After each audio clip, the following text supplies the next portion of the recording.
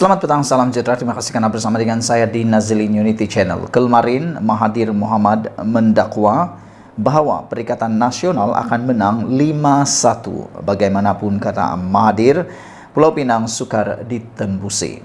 Namun demikian, ini komen daripada Anwar Ibrahim selepas ramalan daripada Perdana Menteri bekas Perdana Menteri Mahathir Mohamad itu. Dan jangan kita lupa, Mahathir Mohamad sebelum ini pun telah kalah teruk di Parlimen Langkawi, dan beliau juga pernah meramal beliau akan menang besar di Parlimen Langkawi. Tetapi yang berlaku sebaliknya, beliau kalah teruk, bahkan semua calon dalam parti GTA, gabungan GTA pada waktu itu kalah teruk dengan semuanya tidak dapat wang deposit semula. Jadi ini jawaban daripada Datuk Seri Anwar Ibrahim apabila Mahathir Mohamad meramalkan 5 berbalas 1 Perikatan Nasional akan menang besar, kata Mahathir. Anwar menganggap ramalan 5-1 Mahathir sekadar angan-angan.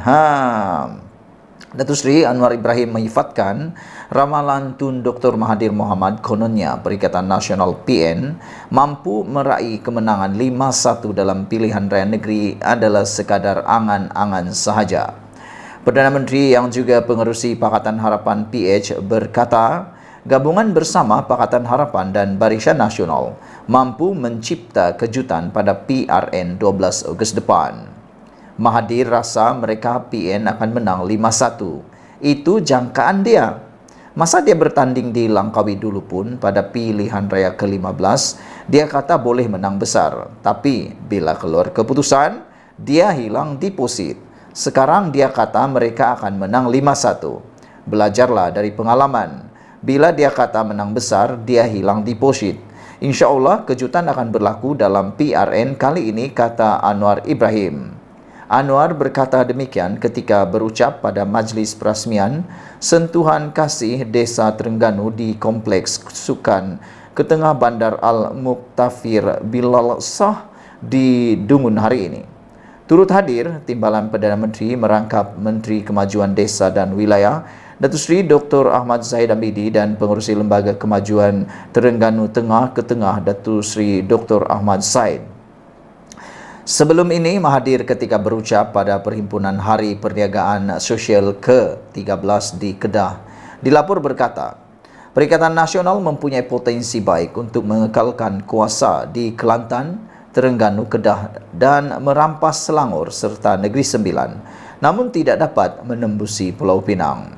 Bekas Perdana Menteri tersebut berkata, jangkaannya itu berdasarkan perubahan sentimen yang diperlihat dalam kalangan pengundi yang lanjut usia, khususnya orang Melayu di luar bandar. Namun, saudara-saudara sekalian, Zahid Hamidi juga telah menegur dan mengatakan bahwa ini masa paling sesuai untuk rakyat Terengganu tukar kerajaan perpaduan. Tukar kerajaan kepada kerajaan perpaduan, kata Zahid Hamidi. Timbalan Perdana Menteri Datuk Seri Dr. Ahmad Zahid Hamidi berkata, PRN kali ini masa paling sesuai untuk rakyat menukar pentadbiran kerajaan negeri kepada kerajaan perpaduan.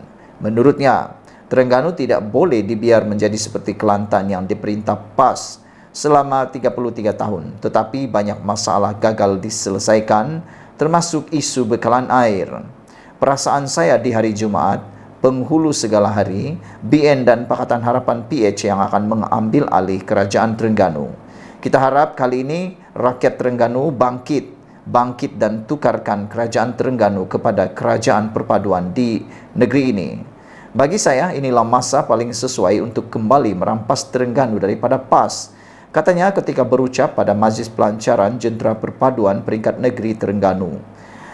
Turut hadir ialah Presiden Parti Amanah Negara Amanah Datuk Seri Muhammad Sabu, Pengerusi BN Terengganu Datuk Seri Ahmad Said dan Setiausaha Agung UMNO Datuk Dr. Ashraf Wajdi Dusuki. Zaid yang juga pengerusi BN berkata, beliau mengakui permasalahan dalaman yang berlaku dalam UMNO Kelantan memberi peluang kepada PAS memerintah selama 33 tahun. Saya takut apa yang berlaku di Kelantan 33 tahun diperintah PAS, masalah air tidak selesai. Apabila Tok Mat Yaakob, Dr. Ahmad Yaakob menjadi Menteri Besar Kelantan, ketika itu 33 tahun yang lalu, memang kita akui ada masalah dalaman UMNO di Kelantan. Akhirnya, daripada 1 penggal ke 2 penggal, 3 penggal dan sehingga sekarang Kelantan diperintah PAS. Tetapi untuk rakyat Terengganu, jangan pernah izinkan PAS untuk memerintah untuk penggal kali yang kedua pada kali ini. Cukuplah sekali, kata Zahid Hamidi. Sekian dulu untuk kali ini. Jangan lupa tinggalkan komen Anda, tekan butang subscribe. Kita jumpa lagi. Bye-bye. Selamat petang, salam sejahtera. Terima kasih kerana bersama dengan saya di Nazilin Unity Channel. Ini memang satu perkara yang paling menakutkan untuk seorang bekas Perdana Menteri sebelum ini. Anda tahu siapa bekas Perdana Menteri itu? Anda tekaklah nanti sendiri, tulis dalam ruangan komen siapa agak-agaknya bekas Perdana Menteri yang mahu disiasat oleh yang diarah supaya SPRM menyiasat beliau. Ini satu pendedahan yang cukup mengejutkan kita semua. Dipetik daripada Malaysia Gazette, Projek Fleet MKM desak polis SPRM siasat bekas Perdana Menteri. Apa ceritanya? Ikuti terus dan jangan lupa tinggalkan komen Anda. Polis Diraja Malaysia PDRM digesa menyiasat seorang bekas Perdana Menteri berhubung pembatalan surat niat LOI bagi projek pembekalan, pembaikan dan penyelenggaraan kenderaan kerajaan Projek Fleet bernilai RM4.6 bilion. Naib Pengerusi Mahasiswa Keadilan Malaysia MKM Yuvraj Khalid Dasan berkata, gesaan itu susulan pendedahan daripada pengasas dan penasihat kumpulan Berjaya Tan Sri Vincent Tan yang mendakwa projek itu sepatutnya dianugerahkan kepada syarikat usaha sama JV, kumpulan Berjaya dan kumpulan Nazar. Katanya, mengikut kenyataan Vincent Tan, ia kemudian dibatalkan dengan LOI yang ditawarkan kepada JV itu ketika bekas Perdana Menteri itu mentadbir kerajaan. Dalam kenyataan Vincent Tan tersebut yang bertarikh 17 Julai lalu, terdapat pendedahan bahawa konsortium yang dibentuk antara Berjaya dan Nazar telah membuat tawaran bagi pihak ataupun bagi Projek Fleet. Projek Fleet telah dianugerahkan kepada konsortium Berjaya Nazar melalui surat niat. Namun, Vincent Tan telah menyatakan bahawa kerajaan Malaysia di bawah pentadbiran Perdana Menteri pada masa itu kemudian telah membatalkan semula surat niat tanpa memberikan sebarang alasan. Projek Fleet kemudian dianugerahkan kepada sebuah syarikat yang mana tawarannya berharga lebih mahal, iaitu sebanyak RM700 juta, katanya pada sidang media di Ibu Pejabat Polis IPD Dan Wangi hari ini. Yuvraj mendakwa kes terbabit mungkin mempunyai unsur-unsur rasuah dan menggesa Suruhanjaya Pencegahan Rasuah Malaysia SPRM memulakan siasatan. Dalam kenyataan, Vincent itu didedahkan bahawa konsortium Berjaya Nazar menang tender kerana tawaran mereka adalah yang termurah di antara semua pihak yang telah menyertai tender. Khususnya tawaran konsortium Berjaya Nazar adalah RM700 juta lebih murah daripada yang dikemukakan syarikat terbabit.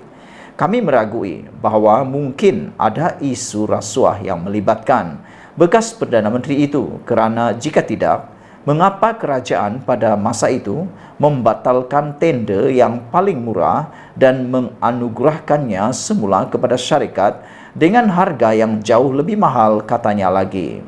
Menurut beliau, MKM sudah membuat 14 laporan polis di seluruh negara berhubung isu berkenaan.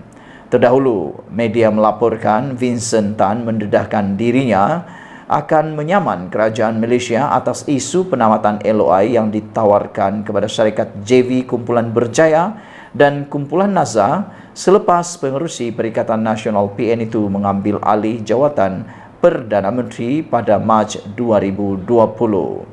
Vincent turut mendedahkan kontrak yang diberikan kepada Spanco Sdn Bhd adalah RM700 juta lebih tinggi, dipetik daripada Malaysia Gazette. Sekian dulu untuk kali ini. Semoga dengan pendedahan ini maka kita semua akan ternanti-nanti apakah tindakan yang seterusnya diambil oleh PDRM dan SPRM selepas 14 laporan polis telah dibuat di seluruh negara berhubung isu LOI ini.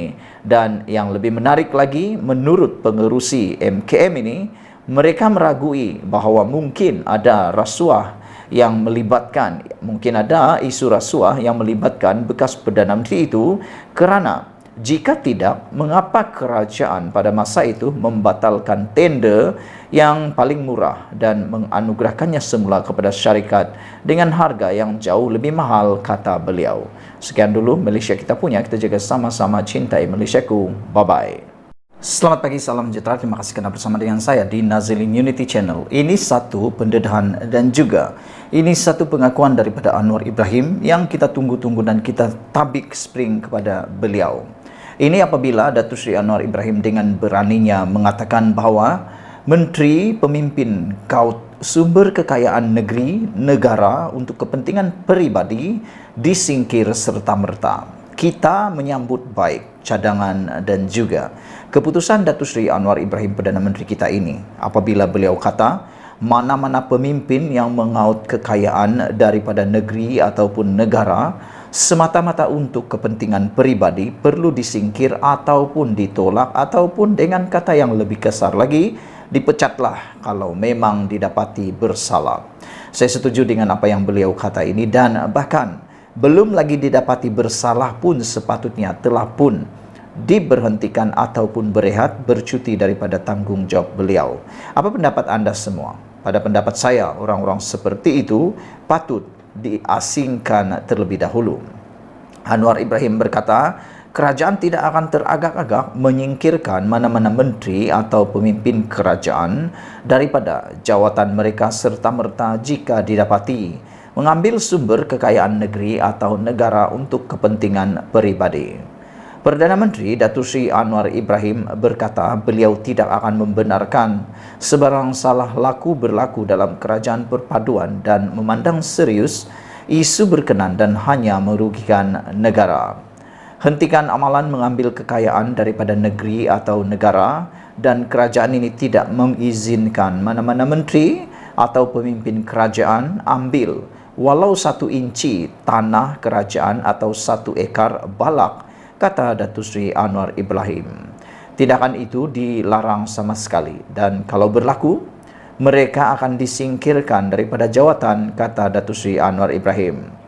Beliau yang juga Menteri Kewangan berkata demikian ketika berucap dalam majlis perasmian sentuhan kasih Desa Terengganu di Kompleks Sukan Ketengah, Bandar Al-Mutafi di Bilal Shah di sini hari ini. Turut hadir Timbalan Perdana Menteri merangkap Menteri Kemajuan Desa dan Wilayah Datuk Seri Dr. Ahmad Zahid Hamidi dan Pengerusi Lembaga Kemajuan Terengganu Tengah Ketengah Datuk Seri Dr. Ahmad Zaid. Anwar turut mempersoalkan kumpulan yang didakwa memperjuangkan Islam dan Melayu tetapi tidak bersuara dalam isu pengambilan sumber kekayaan negeri ataupun negara. Kata Anwar Ibrahim, saya hendak tanya kepada orang yang heboh bercakap soal Melayu dan Islam. Beranikah sebut bahawa mereka tidak izinkan pemimpin mengambil balak, kontrak atau saham daripada negara? Setakat ini, kata Datuk Seri Anwar Ibrahim, saya belum dengar lagi ada yang berani bersuara, kata beliau lagi. Saudara-saudara sekalian, pendedahan daripada Anwar Ibrahim ini berkaitan dengan persoalan ada kumpulan yang didakwa memperjuangkan Islam dan Melayu, tetapi kata Anwar Ibrahim tidak bersuara atau tidak berani bersuara dalam isu pengambilan sumber kekayaan negeri atau negara. Siapa kumpulan yang dimaksudkan oleh Datuk Seri Anwar Ibrahim ini? Tentu anda tahu dan boleh tinggalkan dalam ruangan komen anda. Dan Anwar juga kata dia juga mau bertanya, ada orang yang heboh bercakap soal Melayu dan Islam, tapi beranikah sebut bahawa mereka tak izinkan pemimpin mengambil balak, kontrak atau saham daripada negara, kata Datuk Seri Anwar Ibrahim. Setakat ini, kata beliau lagi, beliau belum mendengar apa-apa komen atau suara daripada mereka, dan belum ada yang berani bersuara, kata Datuk Seri Anwar Ibrahim. Apa pendapat kamu semua dengan pendedahan daripada Anwar Ibrahim ini? Cukup beraninya Anwar Ibrahim dengan mendakwa kumpulan tersebut yang mana hanya memperjuangkan perkara tertentu tetapi masih tidak berani untuk bersuara berkaitan dengan kes mengambil kekayaan negeri atau negara. Saudara-saudara sekalian, jangan lupa tinggalkan komen Anda. Kata Anwar Ibrahim di dalam satu lagi pendedahan yang baru-baru ini ialah apabila beliau juga pernah, Anwar Ibrahim pada 6 Mei 2023, Anwar juga pernah mendedahkan yang bahwa yang kamu ambil berpuluh bilion selama ini, kata Anwar Ibrahim. Selamat petang, salam sejahtera. Terima kasih karena bersama dengan saya di Nazilin Unity Channel. Ini satu keputusan yang kita tunggu-tunggu, pengumuman yang kita tunggu-tunggu daripada Azmin Ali berkaitan dengan tindakan Rafizi Ramli bersedia untuk berdebat dengan Azmin Ali. Azmin setuju debat dengan Rafizi dengan syarat. Wah, ini yang tak best nih kan, debat dengan syarat. Kan bagus kalau debat tanpa syarat, itu lagi bagus. Tapi tak apalah, apa syarat yang ditetapkan oleh Azmin Ali? Bekas Menteri Kanan Kluster Ekonomi Datuk Seri Mohamed Azmin Ali bersetuju untuk berdebat dengan Menteri Ekonomi Rafizi Ramli. Persetujuan itu bagaimanapun disertakan dengan syarat bahawa Rafizi perlu membuktikan terlebih dahulu telah berjaya dalam pelaksanaan dan pemulihan ekonomi negara. Macam mana mau berdebat dengan benda macam ni ya? Saya pun tak faham. Sebab itu, wahai Rafizi, kata Azmin, saya bersedia berdebat dengan saudara. Dengan syarat buktikan dahulu kamu berjaya dalam pelaksanaan dan pemulihan ekonomi negara. Pertama, turunkan harga minyak terlebih dahulu. Bukan saya janji, kamu yang janji, kata Azmin Ali lagi. Hari ini saya jadi Perdana Menteri, esok minyak turun. Dah turun belum? Kalau belum turun, turunkan dulu baru jumpa aku, kata beliau lagi.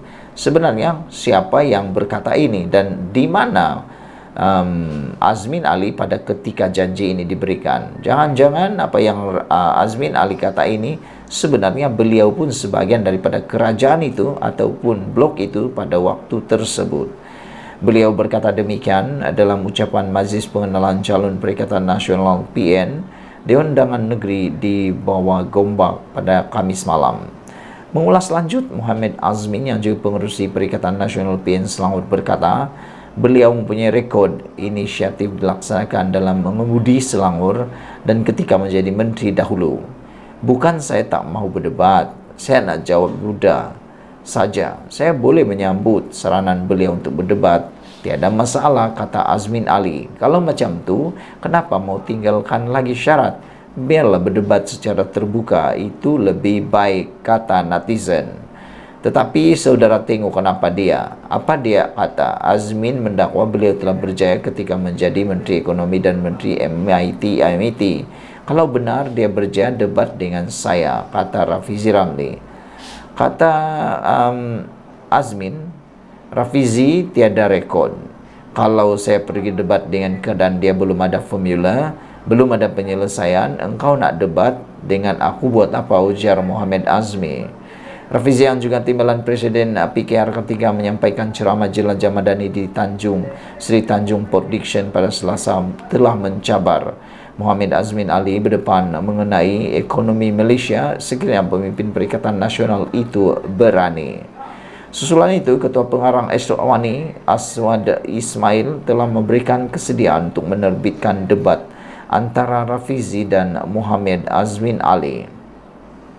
Surat jemputan mengenai debat berkenan juga telah diantar kepada kedua-dua belah pihak. Pada Rabu lalu, Setiausaha Sulit Kanan kepada Menteri Ekonomi Muhammad Rasidi Ruslan telah mengesahkan bahawa Rafizi bersetuju menerima jemputan debat ekonomi Malaysia menentang Mohamed Azmin Ali. Saudara-saudara sekalian, apa pendapat anda tentang isu kali ini, yaitu debat yang mau dianjurkan antara Azmin dan Rafizi? Mana satu yang anda suka? Debat yang tanpa syarat atau debat yang ada syarat? Jangan-jangan bersyarat itu sebab takut nanti tak boleh dijawab pula. Sekian dulu untuk kali ini. Jangan lupa tinggalkan komen anda, tekan butang subscribe. Kita jumpa lagi. Bye-bye. Selamat petang, salam sejahtera. Terima kasih kerana bersama dengan saya di Nazilin Unity Channel. hutang Felda Muhyiddin heret Anwar ke mahkamah. Yang kita tunggu-tunggu akhirnya benar-benar terjadi dan akhirnya mereka akan masuk sekali lagi dalam mahkamah. Muhyiddin Yassin menfailkan writ saman ke atas Perdana Menteri Anwar Ibrahim berhubung isu penghapusan hutang peneroka Felda yang menyaksikan kedua-dua pemimpin politik itu terbabit dalam pertikaian. Saman berkenan difailkan peguam bela PN dari firma Roslan Dahlan Saravanan dan dilakukan di Mahkamah Tinggi Kuala Lumpur semalam. Tindakan sivil itu dibuat susulan Muhyiddin dan Anwar saling mengancam untuk mengambil tindakan undang-undang berikutan ucapan Perdana Menteri pada majlis sambutan Hari Peneroka Felda di Serdang pada 7 Julai lalu. Muhyiddin yang juga Presiden Bersatu antara lain menuntut ganti rugi Teruk dan ganti rugi teladan yang setimpal dengan pempasan Rm200 juta daripada Anwar. Selepas menerima surat tuntutan daripada Muhyiddin atas dakwaan fitnah pada 21 Julai pula, Anwar membalas dengan menghantarnya pendahuluan surat tuntutan sebanyak 200 juta ringgit berhubung dakwaan memfitnah Perdana Menteri. Dalam pernyataan tuntutan mahkamah terkini, Muhyiddin berhujah bahawa semasa menjadi Perdana Menteri dalam tempoh pandemik COVID-19 tahun 2020 hingga 2021 dan selepasnya, dia dan kabinet membangunkan rancangan untuk meringankan kesusahan rakyat dan memacu pemulihan ekonomi. Ahli Parlimen Pagoh itu berkata antara inisiatif berkenan ialah menghapuskan 80% hutang peneroka Felda berjumlah Rm8.3 bilion daripada 12.1 bilion.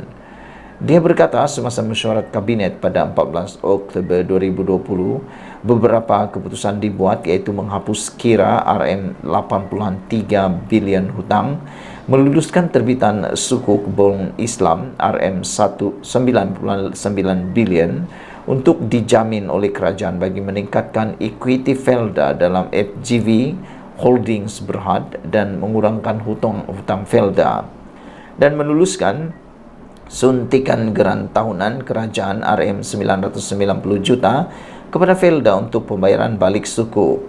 Muhyiddin yang juga pengerusi Perikatan Nasional mendakwa bahawa penepian hutang peneroka Felda dapat dibuktikan dengan beberapa peristiwa seperti penyata kewangan Felda bagi tahun kewangan berakhir tahun 2021. Pelantik berujar hapus kira hutang itu dibuktikan dengan jawapan bertulis oleh Menteri Jabatan Perdana Menteri Ekonomi Mustafa Mohamed di Dewan Rakyat bertarikh 16 Disember tahun 2021 mengenai 98,605 peneroka Felda, kira-kira 87.54% daripada 112.638 peneroka telah dilaksanakan. Muhyiddin berkata, Menteri di Jabatan Perdana Menteri Undang-Undang dan Pembaharuan Institusi Azalin Alwan Said dalam jawapan bertulis di Parlimen bertarikh 23 Februari tahun ini pula menunjukkan pengecualian hutang diluluskan pada 2021. Penatif juga menegaskan kenyataan media oleh pengerusi Felda Idris Juso dan peneroka sendiri bahawa Rm8.3 bilion telah dihapus kira pada tahun 2021. Muhyiddin mendakwa kenyataan Anwar yang dibuat pada 7 Julai lalu antara lain membayangkan dia berbohong mengenai penghapusan hutang peneroka Felda serta seorang yang tidak menunaikan tanggungjawabnya sebagai Perdana Menteri ketika itu mengenai pengecualian hutang dan menyalahgunakan kuasa. Selain ganti rugi, Muhyiddin juga memohon antara lain injuksi untuk menghalang defendant daripada terus memfitnahnya serta perintah mahkamah agar Perdana Menteri menurunkan kenyataan fitnah yang didakwa dalam talian dalam video di Facebook Anwar serta YouTube. Muhyiddin juga meminta Anwar membuat permohonan maaf secara terbuka untuk disiarkan di semua portal berita media. Muhyiddin juga mendakwa Anwar menyalahgunakan kuasa sebagai Perdana Menteri sejak membentuk kerajaan selepas berakhirnya PRU 15. Antara lain, Muhyiddin mendakwa sebagai Menteri Kewangan, Anwar membuat dakwaan sensasi, tidak berasas dan palsu terhadap Latif dan keluarganya. Sekian dulu untuk kali ini. Jangan lupa tinggalkan komen Anda, tekan butang subscribe. Kita jumpa lagi. Bye-bye.